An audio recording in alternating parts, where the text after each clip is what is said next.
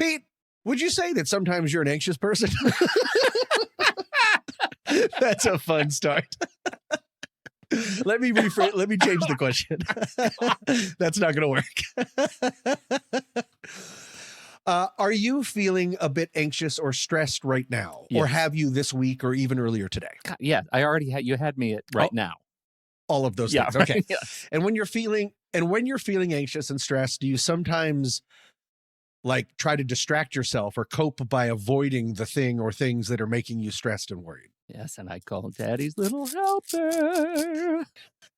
Those are Tic Tacs. I asked those questions because I would like to ask you a bunch more questions. Oh, outstanding. So if you don't mind, stay in your slightly or whatever level of anxiety or stress that you're in, or if you need to dip back into when you were a little bit more stressed, and try to just sort of live there for a second if you don't mind. Sure. While I ask the following questions, and you can answer each one.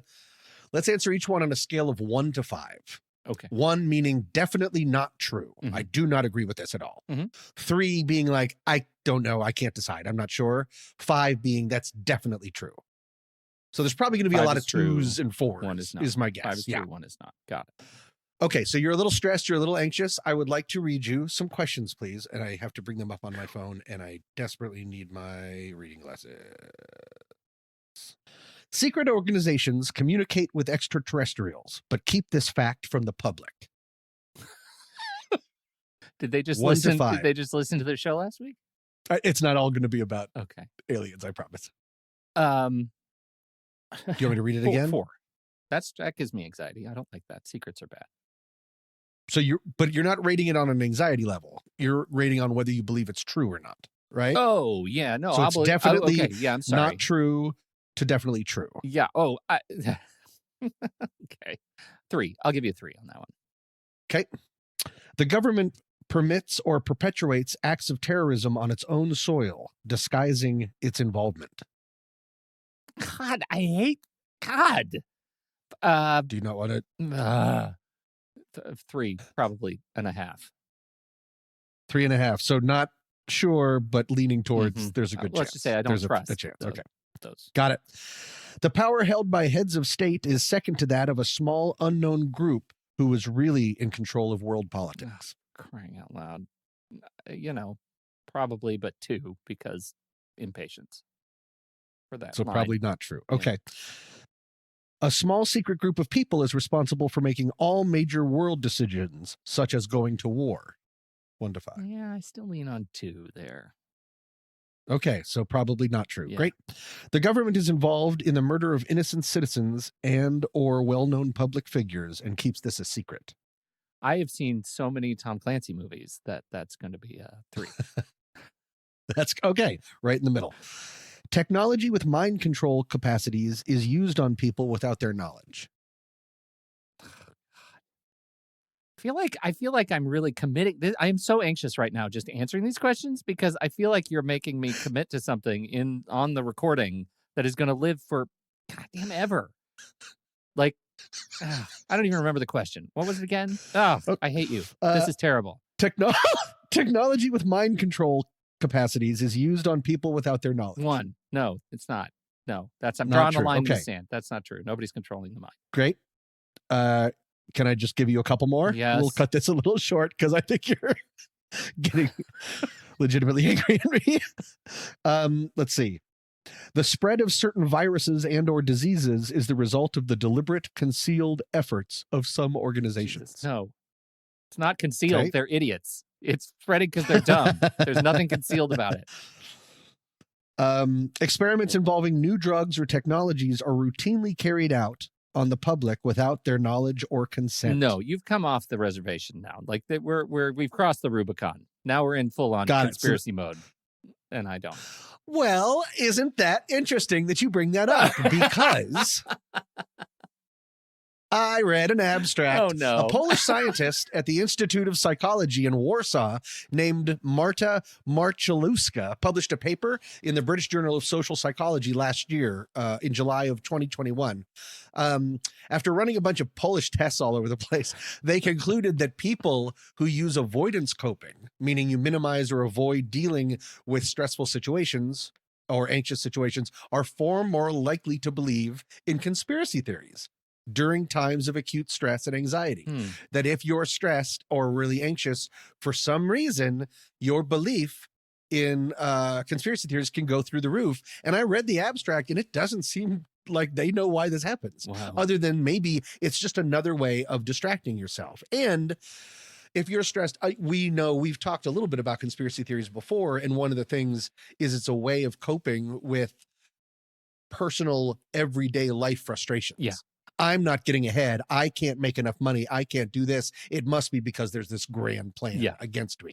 Now that you've told me all that, all I can tell you is everything I answered 2 or 3 on, I now answer 1, because of course that's all bunk. I don't really 1. Yeah, I just don't like.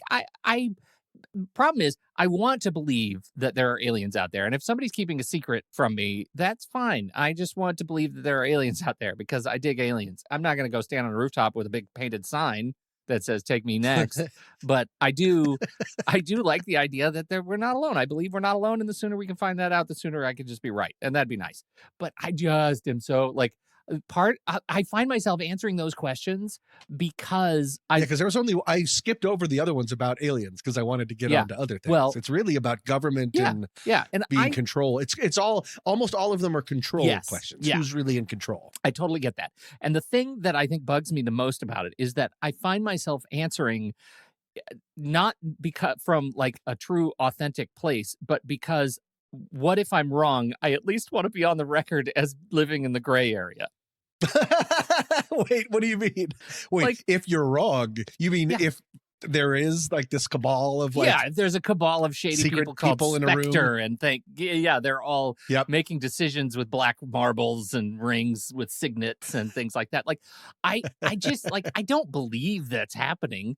I think that that our entire leadership and like the people we elect are all just as crazy as I am, and they're all dealing with the same kind of craziness as I am. And I just don't. But what if Spectre is like legit? What if like you don't want to be, you want to have something over it. I don't want to be I don't want to keep your finger on the scale. to have been wrong about that. And so I'm just going to lie and say, I kind of believe in it when I really don't. That makes me, I think, a better subject for study because there's something definitely wrong with that line of thinking. Like I can't even explain it clearly. Something's wrong with it. But you're trying to outstudy this. We should just do an entire peer-reviewed study on just you. Did I tell you that you just brought it up? I have a plan on how to figure out if there is a secret room of people that are really controlling everything. Outstanding. What is that? You know, you have to track 2 things. Metal suitcases or metal briefcases and cigars.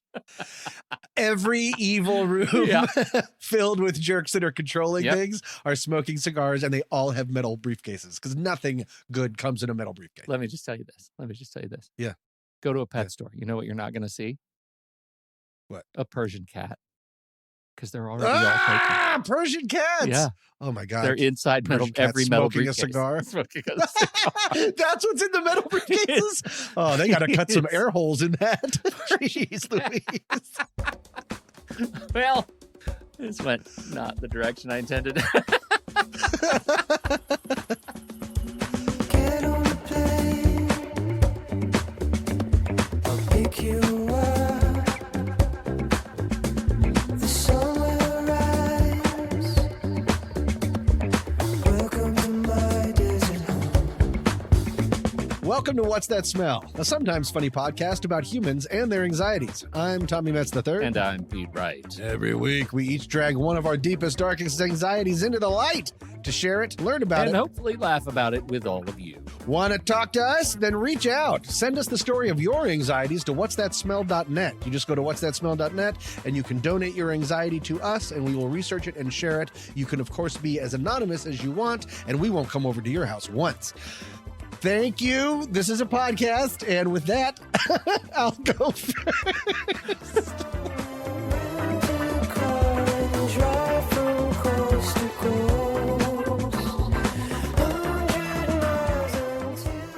Pete, you'd agree that I'm a man, right? Oh, no. You don't like the start? And as such, I don't think I should speak for women.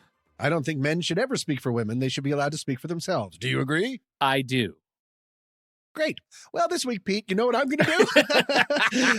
That's right. I'm going to speak for women. And I truly hope this doesn't get grim. Okay. I'm not really speaking for women. I'm kind of speaking on their behalf. Maybe let me just go through it. All right. This is an anxiety I've had for much of my life, but it's what is known in the brain biz as a secondhand anxiety. We've talked about these before. It's anxiety over something that I personally never go through, but I feel anxious and uneasiness for other people going through it. And in this case, it's mostly women.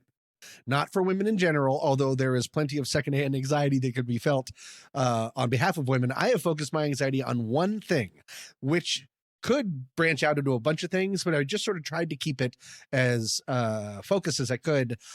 It is something that I think is archaic and punitive and often completely inappropriate at times, yet is so normalized. And this is where my anxiety comes in. It is so normalized. I bet some of our listeners don't even think about it ever.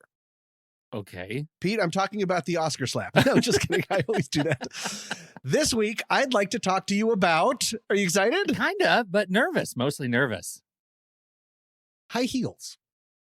Oh. Pete, this week I bring to you high heelophobia from the Greek word. Just kidding. I made that up. There's no name for this. But this is of high heels. Yeah, you say that. That's not a Secondhand joke, anxiety. right? That's not a joke? No. Okay. Correct. Well, I'm very High heels make interested me where you think this comes from for you. And then I hope you'll be pleasantly surprised when I tell you where it came from for you, because I already know. Go ahead. Where it came from? Yeah, I know where this is buried. Where for my you. uneasiness came from? Yeah. Well, that's it. Oh, Mhm. okay. Yeah. All right. Well, this is exciting. Now this whole thing feels like a minefield. Yeah. One glance at the internet. First of all, I found that I am happily and unsurprisingly not alone. Mhm. Now, two quick caveats before moving forward. Yes, men can, of course, also wear high heels, but I'm restricting this conversation to women simply because they are expected to wear high heels in many situations versus it just being a personal choice. And sometimes they are required. And number two, I have brought this topic up with numerous female friends throughout my life, and some have agreed, but many have disagreed with my negative attitude completely. So I am not speaking on behalf of all females, just one who feel they are caught in a high heel-ocracy. Is that a thing? Yeah. Democracy. Okay, good. Awesome. So Pete, has this ever worried you? Do you have any dogs in this dog fight? Oh, dogs, because feet. That's fine. No. Well, maybe. I guess. Okay. So I live in Oregon. And I'm Oh. not saying we don't have, I'm not saying high heels aren't part of a culture in Oregon. Now, you go downtown, you go to Yeah. work as businessy people, and they go to their fine dining clubs and their smoking rooms and things like that. And I imagine there are high heels worn. But Okay. I happen to be in a family and extended family where high heels were pretty much expunged. Really? Yeah, they just don't, none of the women wear family. My daughter doesn't wear shoes most of the time, just at all. She's outdoors. Right. My wife wears flats all the time or tennis shoes, and when she does need to wear dress-up shoes, they're usually low shoes. She does have some high heels somewhere buried in there. They're I just mean she celebrates decorative shoery. Decorative.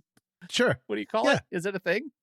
Shoeing? Decorative footwear. Decorative shoeing. Yeah. But she doesn't celebrate the highest of the high heels. And now I find when I see real high heels worn, I think it's very strange.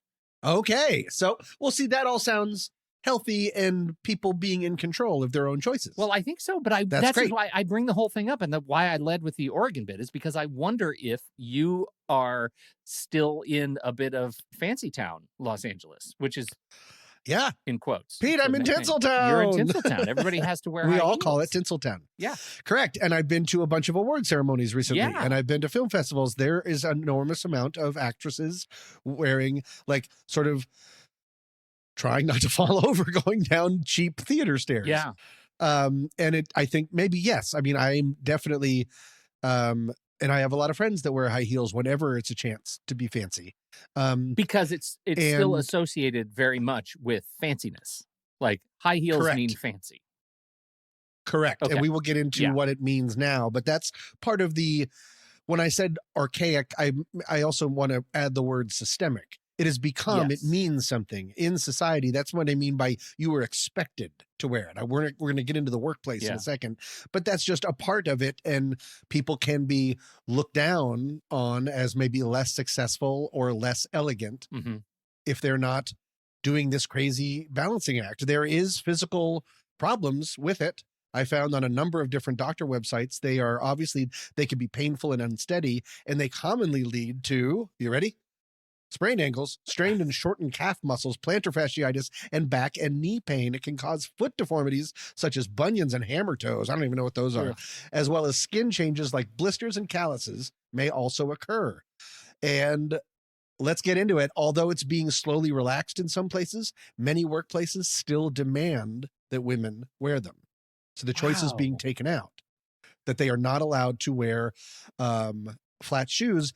Some women are fighting back. And this story, once you hear about this story, it is everywhere. There is one person in the UK that is like the flag bearer for this whole "don't make us wear high heel" movement. I think they probably have a much better term, but her name is Nicola Thorpe, and she arrived at the accounting firm PwC to work as a temporary receptionist in 2017, but was told she had to replace her flats with high heels. When she refused, she was sent home without pay. Not to let What? things go, months later, Thorpe started a British petition trying to outlaw demanding heels at work, garnered hundreds of thousands of signatures, and started a nationwide movement that led to 2 committees of parliament to look into the matter. The company ended up completely reversing its policy. Also, even more recently in 2019, have you heard of the Kutu movement? I had not. No. That was a question. No, I Okay. haven't at all.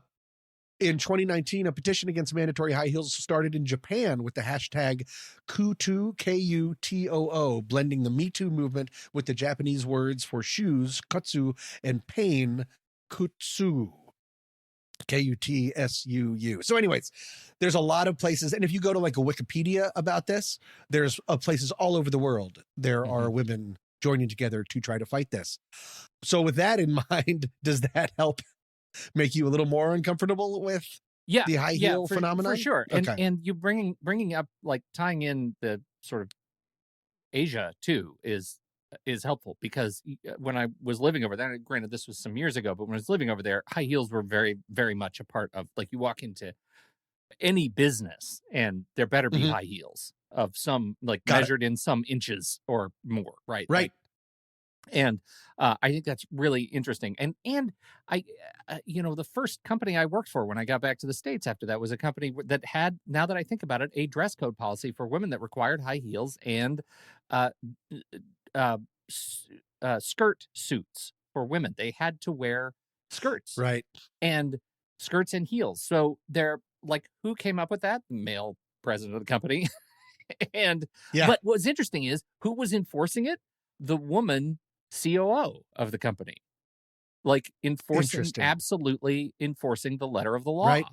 and at the company. And I thought that was very strange. And the younger employees, that were in the company, thought it was very strange that this matronly person was supporting this Was so particular thing. rock. Very Yeah. much of a hard ass around making sure that the women wore high heels. I think is 2 inches too high? I don't know, 2 inches or higher. It was something like that. No, it's 2 inches. Generally, it's 2 inches or higher Mhm. is that they need to be at least 2 inches. Yeah. Correct. Okay. And so that suddenly doesn't surprise me anymore. And it's terrible. But what is Yeah. the thing? Because the way our policy was written, maybe you're going to get into this, but it was the Okay. words that they were using for men were equivalency or equivalent standard, that they said as long as men had to wear ties and suits, that it was okay for women to have to wear high heels, skirts, and makeup. Interesting. I'm that not was getting the- into that. It didn't occur to me to find an equivalent in the male part because this is mostly a boo male situation. Well, and it's still, let's be clear, it's still a boo male situation, because I don't think Yes. it's safe to equate high heels, short skirts, and makeup to men wearing To it. loafers and a tie. Like, that's not, Right. that's ridiculous. So, Yes. um, I agree. And you brought up the male gaze. A lot Uh-huh. of my research trying to find why high heels, where did it really come from? And a lot of it just seems to go back to the male gaze. And actually, somewhat recently in 2013, I found this delightful quote. When asked what men find attractive about a woman in high heels, the French shoe designer Christian Louboutin said, "It was the fact that the heels slowed the woman down, giving the man more time to look at her." Oh my God. God. Oh, We're God. hobbling women so we can stare at them. That's Louboutin. Oh, I don't know who he God. is, but I've heard his name a bunch. That's disgusting. That's what I mean by archaic. Yeah. I mean, I feel that there is, I'm going to talk about the potential empowerment in a second, Mhm. but I just have trouble. It's sexism. Mhm. It has to be coming from sexism. Well, of And I don't course, think yeah. I'm being strong in saying that. I feel like that is getting lost. Yeah. You just don't notice that anymore. The biggest change that has happened, apart from things, again, things are slowly relaxing in certain places, but stiletto heels used to be everything. Yeah. And now they are really going away. Do you know why? No. Ankle Because they injury? hurt women. No, nothing to do with the women at all. They're screwing up floors. Stiletto heels, like there were museums, there were all of these places that were having their floors damaged by stiletto heels. So that's why it's going away. Not because stiletto heels are like walking on a tightrope made of, I don't know what shoes are made of. What are shoes made of? We'll never know. Wood, cork, Yeah. leather. I also found, can I share something else with you? Of course. Thank you. They're also not necessarily helpful to women. I said that, you see it as professional, you can see it as elegant, but just earlier in this year of our Lord 2022, University of North Carolina professor Sridhari Desai and her team conducted a series of studies looking at how people viewed women in a variety of work settings. That included teaching a class, giving a presentation, interviewing for a job, and taking part in like a negotiation. Mhm. And the only change was they would see both sides. Some would wear high heels and some would wear flats. What do you think the results were? It's going What to do you think? Who was deemed more capable and the prepared? flats. It's got to be the flats, right? Correct. That was kind of Correct. yeah. But that's the whole, Yeah. but don't we think that it's supposed to go the other way? Oh. Because that's why they're doing it. Women wearing flats were deemed more capable and prepared and earned higher evaluations from both men and women in their 20s through their 50s. So it's screwing you up, coming and going. Yeah. You have to do. Can't I mean, that seems like a situation where there's no winning. Did you say You have to do it. Yeah. But you're not supposed to do it, and you're looked down on not wearing them, but you're more capable if you don't wear them. It's Yeah. Well, insane. that's I feel like that's Systemic. like I feel like that's kind of like the existing as a woman is Right. that dichotomy. Unfortunately, yes. So, but did you say, I mean, when you started this, that you asked around some of your women friends and some of them disagreed with you? With your Correct. Tell me about that. They there was this one friend who I'm not I haven't seen in a long time because of this. No, it was not about that.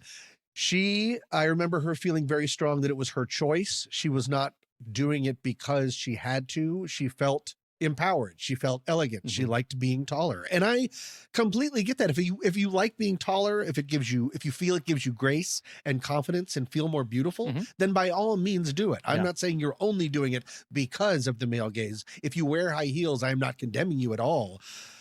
I'm saying if it's uncomfortable. Yeah. Right. If you don't want to do it, but you feel like you have to, or it's being demanded of you against your wishes, if you're forced to wear them like in a high traffic or high walking job, like being a server, then it's archaic and outdated and sexist. Yeah. Right. I believe her, I'm not going to use her name, but I believe her that she really does like it. Yeah. I guess what creeps me out is just how it's just so naturalized. Right. How people don't get the chance to ask this question very much. Can you think of something that you wear that would be an equivalent standard to high heels? Something that Underwear? you Just basic underwear. It's like a waist handcuff. Yeah, what? Because this is the argument that I think No. comes back to, and this is I don't know. I feel like almost even asking or making the statement it comes off as, I don't want it to come off as sexist. It probably will. I can't do anything about it. But I feel Okay. like I hear, like your friend, we'll call her Samantha. who Yep. says, I like wearing the high heels because of the XYZ, because I like the way it makes my legs look. I like the way, like, it's peacocking. Like and I do the same thing. Like when I want to appeal to someone, if I want to make an impression, I wear things that I want to, accentuate parts of me, right? Like Right. I feel like that was very much a part of my life when I was younger. And now I'm a big dirty slob and I don't care about myself. Right. And so Yeah. things change. But the point is, like, I get your position and your secondhand anxiety. And you know what it is? Is it the same kind of double standard as like sex work? People who think, oh, people who are in the porn industry shouldn't be in the porn industry because it denigrates women, until you talk to the sex workers who are like, yeah, I make good living in this. Right. I like it. I like doing the work. It's work I enjoy, and I work with great clients. And stop trying to help me. Stay off my side. Right? Like, do you know what I'm saying? Like that's like getting a lap dance, but you just look in their eyes the whole time because you respect them so much. No, getting a lap dance and reading their dissertation. Better. That's better. Do you know what I'm saying? Like that's the conundrum I feel like we're constantly in on some of these Right. things, because culture is changing, expectations Yep. are changing, and yet even people who would have been under the old cultural regime subject to these Yep. expectations don't want to change because of some reason. And what kind of allowance do we have for the fluidity of that sort of cultural change without everyone looking at somebody in high heels and saying, oh, I'm so sad for you because you're wearing high heels. Yeah, I see what you're saying. Well, I don't believe that I'm doing that, only because I feel pretty strongly, and I believe I've said, Yeah. like, it's as long as it's up to you. Yes. Yeah. I don't feel like, again, very strong for me to say that if I see someone wearing high heels, I'm not saying, oh, poor you. You have to do this because of society. Yeah. I'm saying that if someone comes up to me and goes, I hate these heels. Yes. When they're Yeah. when they get to like the second half of a party and they're like, my feet are killing me, I just need to switch my shoes. That's like the saddest thing when you see somebody walking around with their barefoot carrying their shoes. Generally, Yeah, that's a it just sign feels that like- the shoes didn't do the job they were asked to do. Exactly. Yeah. So I think I think it can be extremely fluid. Again, I'm not making up any mind before the situation. I've just been around so many people, and there's so many websites and Yeah. articles written about this. Yeah. And so many women in op-ed pieces saying, this is archaic. Yeah. This is systemic. This is sexist. I think that's where I got those words from. And I just, once again, I took them from a woman and gave them to me. I am the high heel of a person.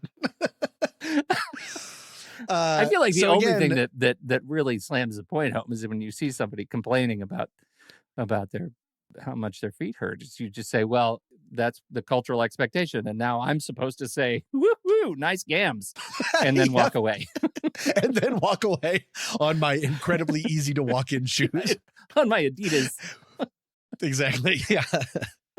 Okay. Well, I think, yeah, We that's solved sort it? of what I wanted. I mean, we solved it. I think so. I mean, Mhm. there's no real solution to it other than to say, for those that need to hear it, there are certain people that do feel very strongly about this Yeah. and have felt strongly about it for a long time. I just sort of want to keep it out, to steal our own line. I want to drag it out into the Yeah. light a little bit, because it's just something that I think is overlooked.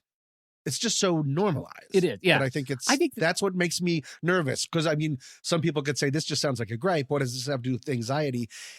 It also points out blind spots. Yeah, for sure. This sure. can be a blind spot for a lot of people. And I worry I'm Stevie Wonder over here. I'm sure I have blind spots all over the place. Yeah. That are just normalized. And so, yeah. I totally think so. And I absolutely see that that any sort of workplace standard, like, we got to put an end to that, because that is legit Right. unlawful workplace sex discrimination. That's what that is. Like, Right. anything Yep. that is so hyper gendered, it just has to stop. Even if you whistle and say nice gams a lot. No, I'm kidding. Don't do any of that. It's all bad. Right. It's all bad Right. and needs to be expunged. so that we can all go back to wearing what we want by choice. Yes, exactly. That's the goal. Yep. Goodbye, underwear. Goodbye, underwear. Hello, work week.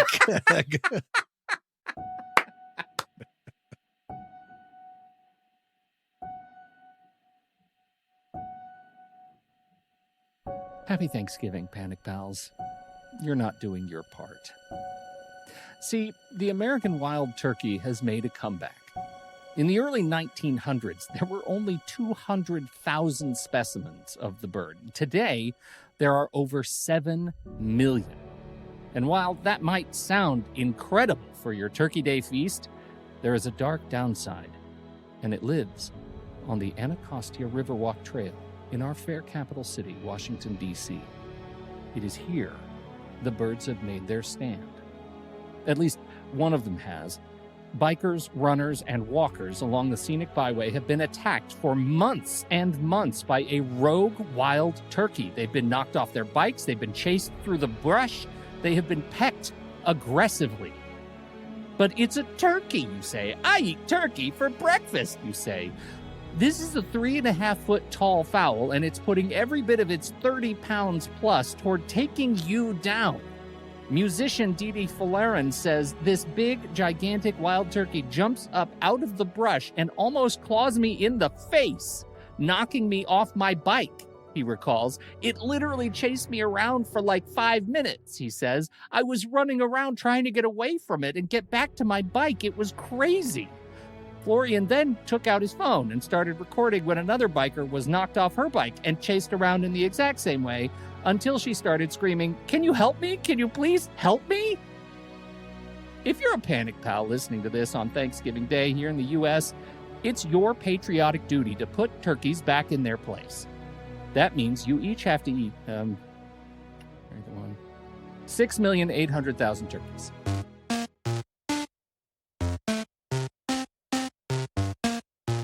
What? You can't do that alone. You need help. That's why we're calling on all of you Thanksgiving do-gooders to join the fight against our befeathered menace. For just $35, you're supporting this season, plus you're getting access to your very own members-only podcast feed, chock full of member-only extended editions of our episodes, member-only episodes, trailer archive, and so much stuff. Plus, we're preparing our sticker mailing now, so get on that list. Visit whatsthatsmell.net to learn more, and thank you for your support.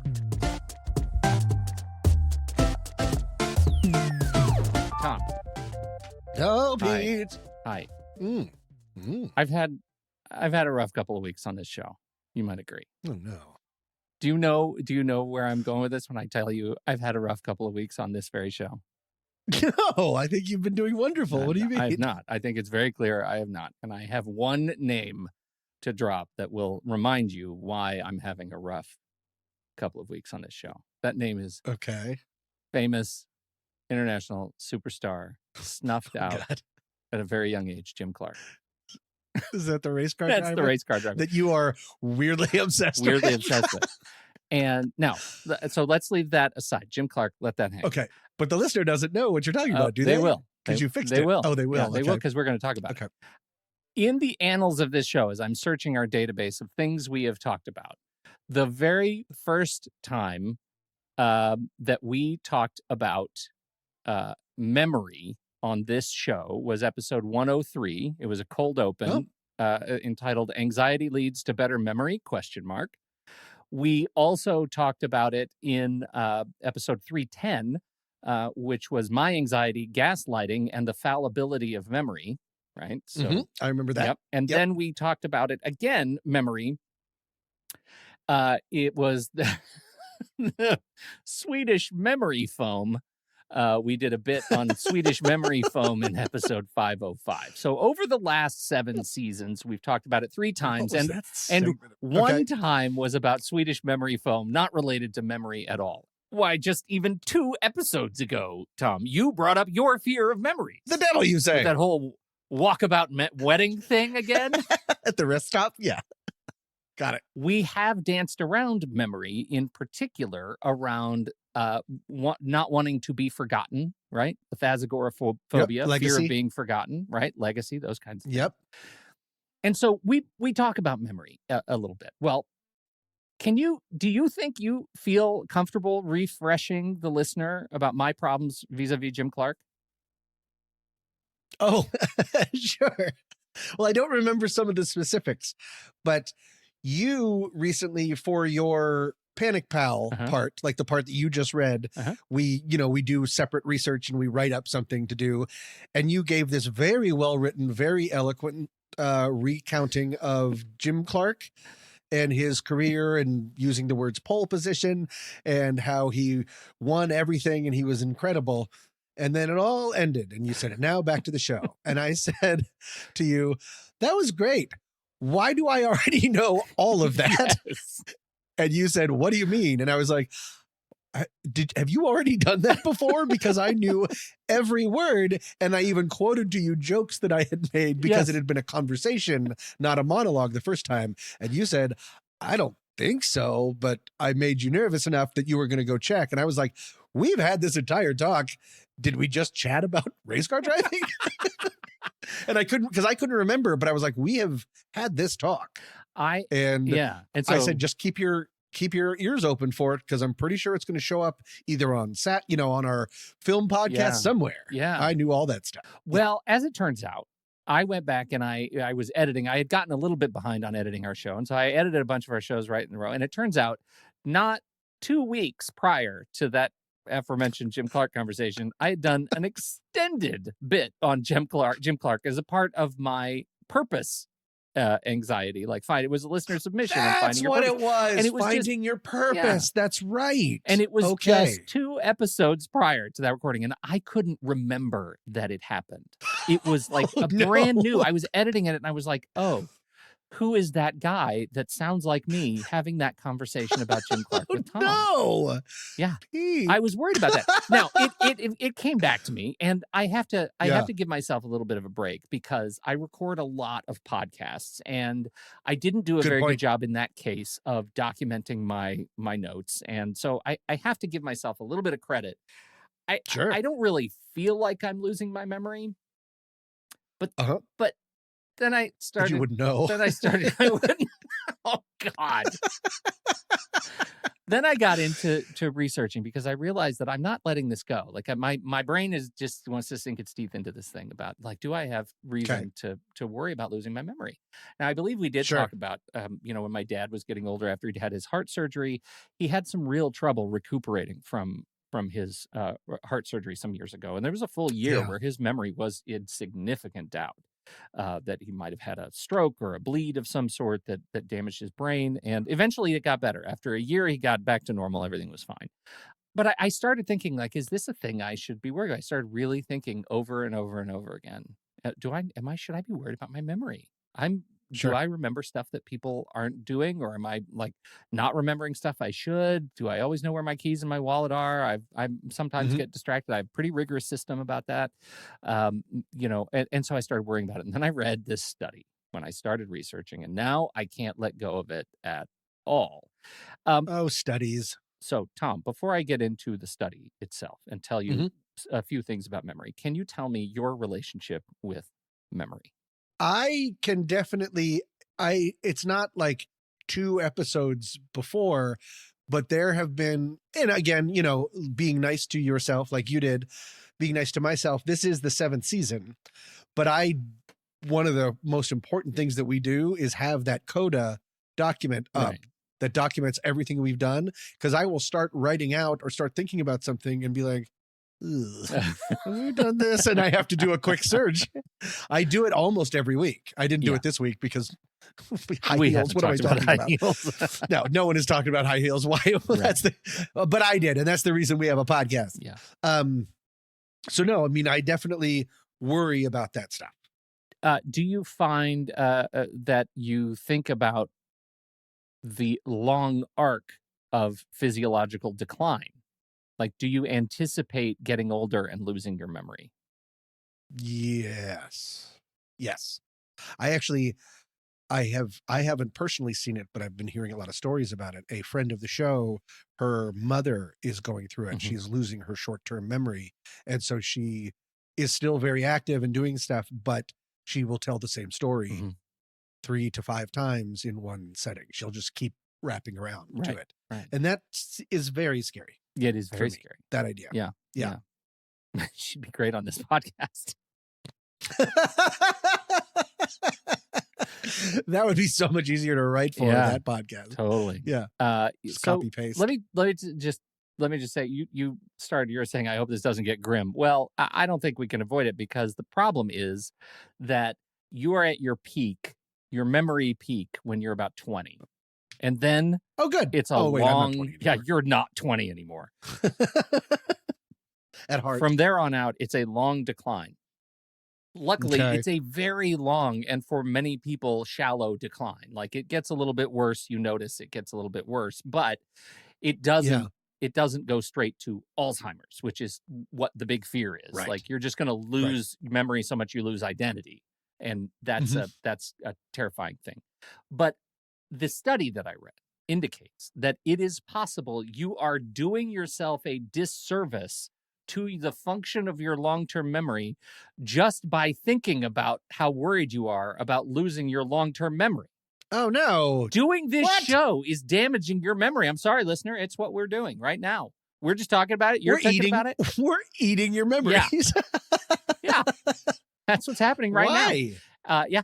I don't know. I don't know. And you know what else? The study doesn't know. They don't know, but they're saying that the tests that they're running indicate that the people who are struggling with their own memory, they think about losing their memory, and that is actually damaging their memory. That one of the worst things you can do for your memory, ironically, is to worry about your memory. Researchers have long known that it's harder to think and remember things under pressure. The amount of information you can that's keep true. in mind at any given moment shrinks when you are stressed, making it harder to think flexibly. And all of that affects what you're able to retrieve from your memory. So that's one of the things that makes me that I think about, that, oh my goodness, I get under stress. I get under performative anxiety, right? I'm preparing for the show, knowing I'm going to get on the mic, knowing I'm going to put this thing out on the internet for our listener. And I get into a little bit of that performance anxiety, and then my memory doesn't function as well. And Interesting. so I'm no longer doing it. That is terrifying for me personally, because I do this every day, all day long, for clients and personal joy and all of these things. And now I'm worried about worrying about losing my memory, and that's not a meta structure that is sustainable. No, we're eating ourselves alive. Now that you're bringing this up, I am now extremely aware of the amount of times every day that I say, stop me if I've told you this before. I can't remember who I've told this before. Right. Because I'm a storyteller, so I tell stories and share things kind of like a shotgun approach. And so I can never remember. And I'm worried about that. I don't want people to think that I'm going crazy. Yeah. So I always put a caveat of, stop me if I've heard this, but just in case, I'll make this real quick. Yeah. No, absolutely. And that's memory. That is absolutely memory. And so Anaya Thomas and Stacy Dubois did this research, and they said their study, just let me read a bit of it. Even brief encounters with positive and negative information about memory and aging can affect adults' ability to remember. In the study, older adults read either a brief article claiming that memory gets worse with age, or one arguing the reverse, that it doesn't change much over time. Then respondents took a memory test. The group that read the more positive article didn't do that much worse than a control group of college students who were still in the prime of their cognitive lives, right? So the people who read the thing that says your memory is going to be great when you get old, they're doing fine. They're on par with the 20-something college students. The group that read the negative article suggesting that memory really does worsen performed horribly on the memory test. Wow. Do you think it's because they were already, to use our favorite word, perseverating? They were thinking about my memory's in trouble, and so it became a self-fulfilling prophecy? That's kind of what they're saying, is that you put yourself in a space of anxiety. Now, what it is also saying is that it's highly state dependent. That it's not like sitting here, like the way I led into this was that, oh my gosh, thinking about memory is going to permanently damage my memory. That's not entirely true. What it's really saying is perseverating on my memory will inform my negative ability to recall things while I'm Right. in that state. Right.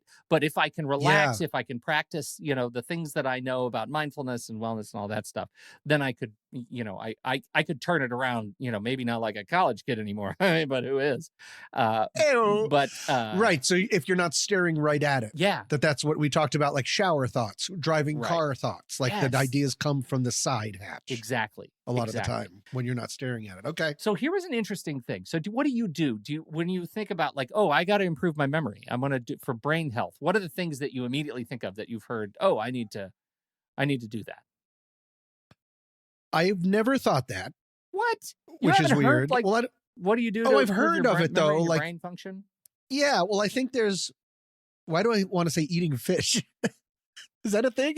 Absolutely. It is. Yeah. Okay. So eating fish oils, and then there seem to be a lot of apps and things that I see, like little brain quizzes and do this and keep your brain active, and this will keep you young. What do you And have stuff. any that you want? to do? I've never done one. Well, I did do one. It was like every day it would give you some sort of like little challenge, and on day 2 I couldn't do it, and I threw my phone in the river because it was kind of Sudoku related, Yeah. and I was like, nope.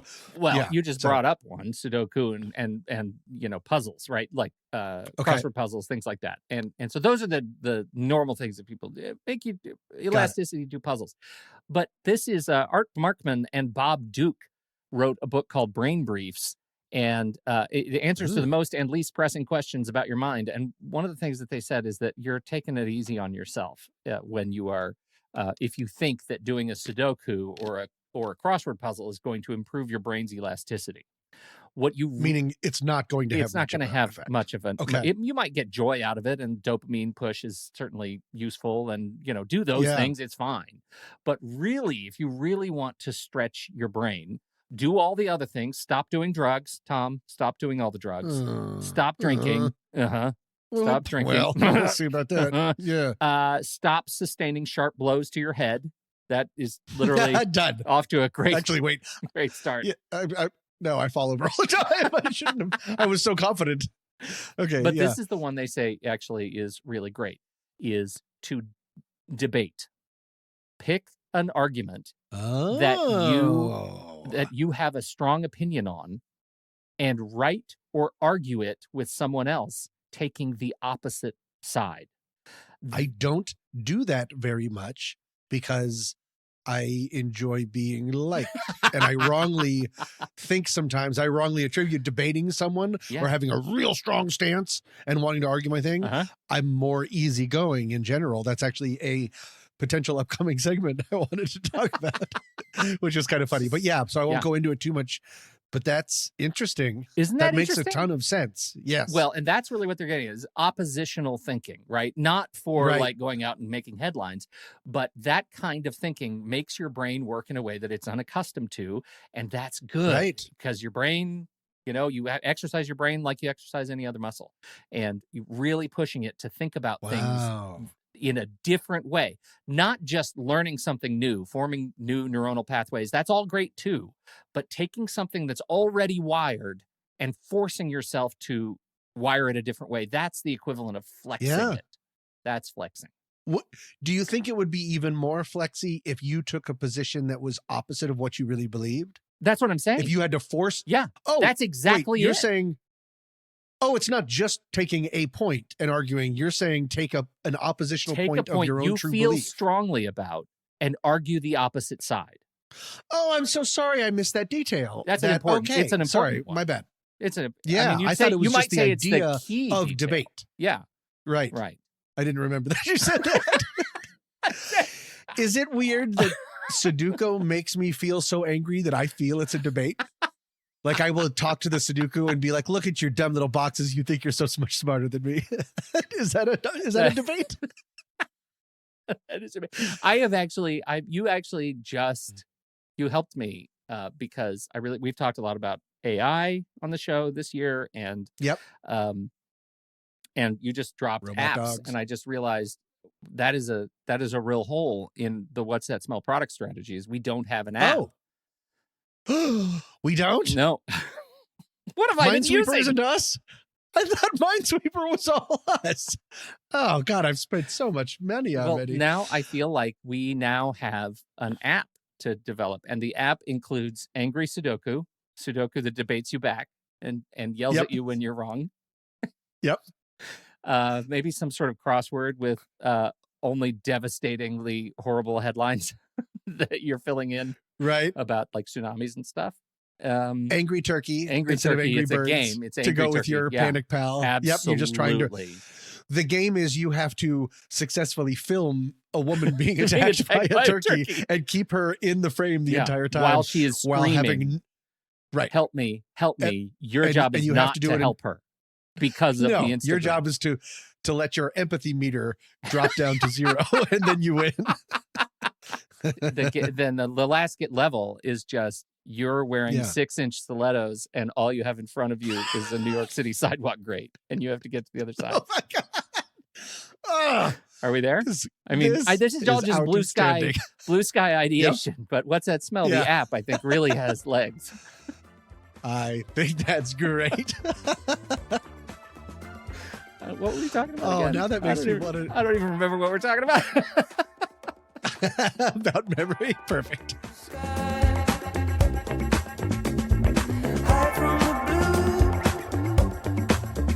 Thank you all so much for joining us for this episode. This week's tune is Come Around by Kids Fly. Coming up next week. So, we're making some cut. Mass layoffs. We're starting with you, right? Number one. Yeah. The rest, overtime. We got to tighten the belt by 1 notch. 1 notch. That's like having a secret family. Like what you get off work and then you put on a mustache and go to a different job. That sucks. Yeah. I think my job search strategy would be number 1, get a job. And that's it. That's the entire strategy. I was waiting for the rest of the bit, but that was it. That was the whole thing. What if I just stood up right now and backed up and just tightened my belt 1 notch? What if I just did that and then hung up the phone? And then you just pieced out, and all of a sudden, I'm looking at my dog like he's a juicy ham. Yeah, like a person starving on an island. Until then, I'm Pete Wright. And I'm Tommy Metz III. Thank you so much for downloading. We'll be back next week on What's That Smell?